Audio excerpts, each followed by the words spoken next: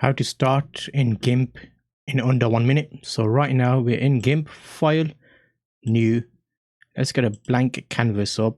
We'll do a 1080p canvas and do OK. Now that is our canvas. Right now it's set to the default colors as black and yellow. The background is yellow.